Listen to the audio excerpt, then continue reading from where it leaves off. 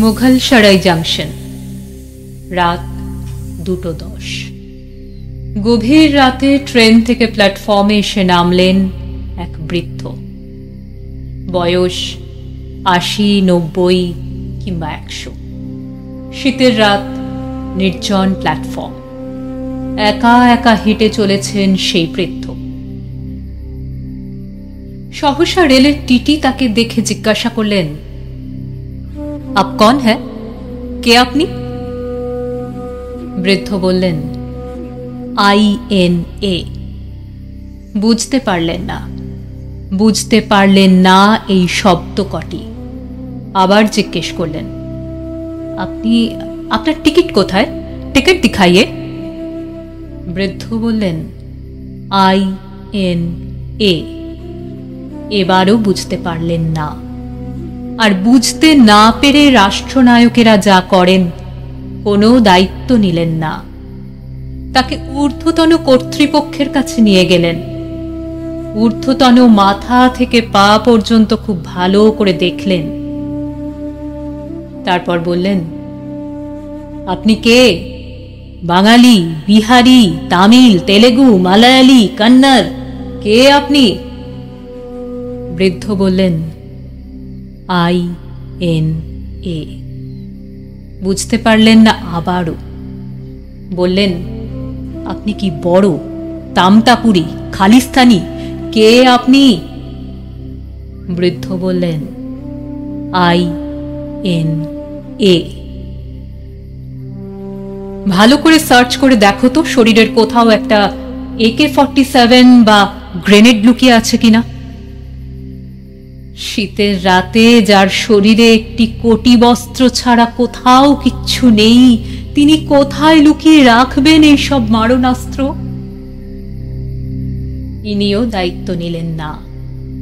বললেন, যাও সন্দেহভাজন, রাত কাটাও জিআরপি থানার লকআপে। জিআরপি থানার লকআপে পড়ে রইল আমার নিরন্ন স্বদেশ, আমার বিপন্ন ভারতবর্ষ। রাত বাড়লে রেলের জমাদারনি দুটো পোড়া রুটি এগিয়ে দিলেন বৃদ্ধের মুখের দিকে। বললেন, বাবা আগর বুড়া না মানো তো। কত দিনের অনশনের পর এই অর্থাসন। বৃদ্ধের চোখ থেকে জল নেমে এলো। জমাদারনি জিজ্ঞাসা করলেন, আপনি কি কাউকে খুঁজছেন? হ্যাঁ, খুঁজছি। কাকে?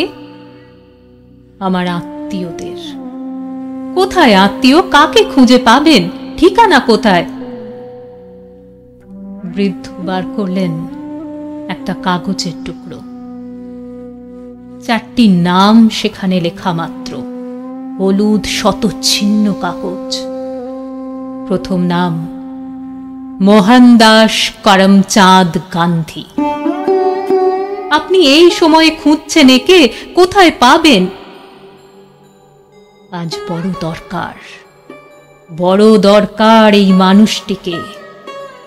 চারিদিকে হিংসা, কখনো যন্ত্রণা, কখনো বেদনা।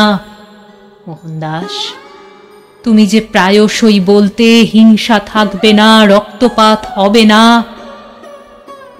তাহলে সেই হিংসার কাহিনী থেকে কি করে বেরিয়ে আসা যায় Mohandas? There is an indefinable, mysterious power that pervades everything. I feel it, though I do not see it.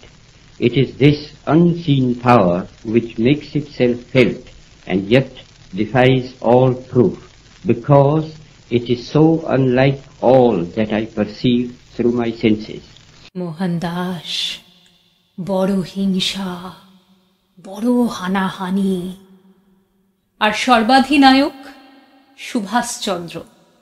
তুমি যে বলেছিলে দিল্লি চলো, আমি তোমার কাঁধে কাঁধ মিলিয়ে সেদিন তোমার পাশে দাঁড়িয়েছিলাম, তোমার সাথে হেঁটেছিলাম।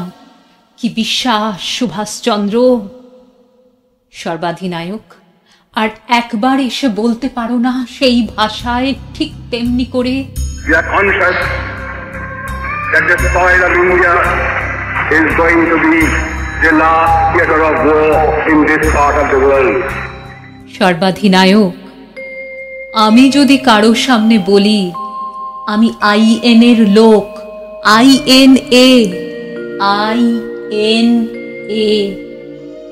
আমার দিকে কাদা ছোঁড়ে, অসম্মান করে, আমি যেন কোনো অসম্মানিত ভবিতব্যের এক প্রতিনিধি।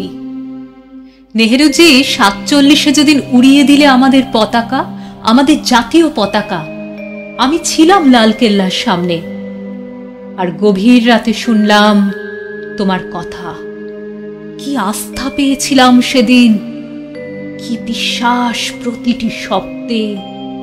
At the stroke of the midnight hour, when the world sleeps, India will awake to life and freedom. নেহেরুজি, তারপর বহু বছর অতিক্রান্ত হয়েছে। তোমার প্রতিশ্রুতি মতো কই সব মানুষের অন্ন, বস্ত্র, বাসস্থান, শিক্ষা, চিকিৎসা? কোথায় গেল স্বপ্নের সেই দিন? এখনো সব মানুষ কোথায় কাটায় তার দিন রাত্রির? ফুটপাতে। একদিকে মানুষের যক্ষের ব্যাংকে কোটি কোটি টাকা, আর একদিকে বিপন্নতা, নিরন্নতা। কবে আসবে সেই সুদিন? কবে কবে? এবার জিআরপি থানার লকআপের ফাটকটি খুলে দেওয়া হলো। বৃদ্ধ এক পা করে বাইরে বেরিয়ে এলেন। দেখলেন চারিদিকে রেল লাইন, উত্তরে, দক্ষিণে, পূর্বে, পশ্চিমে চারিদিকে রেল লাইন। বৃদ্ধ ভাবছেন কোন দিকে যাবেন, পথ কোথায়, রাস্তা কই? সহসা সেই জমাদারনিক ছোট্ট শিশুপুত্র এগিয়ে এসে বৃদ্ধের হাত চেপে ধরল, বলল, আও আও মেরে সাথ আও। বৃদ্ধ বললেন, কোথায় যাব, কোথায় ঠিকানা? শিশু বলল, মেরা ঘর, হামারা ঘর। আমার ঘর, আমাদের ঘর? কোথায় সেই ঘর? দুটো হাত বাড়িয়ে বলল শিশুটি, হিন্দুস্তান। বৃদ্ধ দেখতে পেলেন লাল হয়ে আসছে পূর্ব দিক, সূর্য উঠছে ধীরে ধীরে, তার রক্তিম আভা ছড়িয়ে দিচ্ছে নতুন আশা, নতুন ভরসা, নতুন প্রাণের আলো। সে আলোর দিকে তাকিয়ে এক দৃষ্টে বৃদ্ধ চেয়ে রইলেন।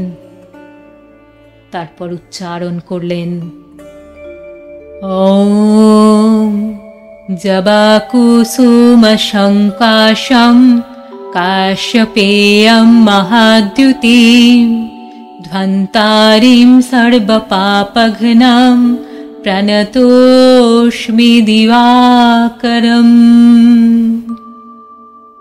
হে দীপ্ত দিবাকর, হে জ্যোতির্ময় রবি, আরো আলো দাও, আরো প্রাণ দাও, আরো দিশা দাও। হে রবি। রবির কথা মনে পড়তেই মনে পড়ে গেল আরো এক রবির কথা, যিনি বলেছিলেন জয় হবে, মনুষ্যত্বের জয়, মানবতার জয়, ভারতবর্ষের জয়। যে জয়ধ্বনি শোনা যায় চারিদিকে, হবে জয়, স্থির বিশ্বাস, মনুষ্যত্বের জয় হবে, মানবতার জয় হবে। শোনো সেই জয়ধ্বনি, শোনো সেই জয় বার্তা। हिमाचल यमुना गंगा उच्छल जल तब शुभ नामे जागे, तब शुभ आशीष मागे, गाहे तब जय गाथा, जनगण मंगलदायक जय हे भारत भाग्य विधाता। जय हे जय हे जय हे।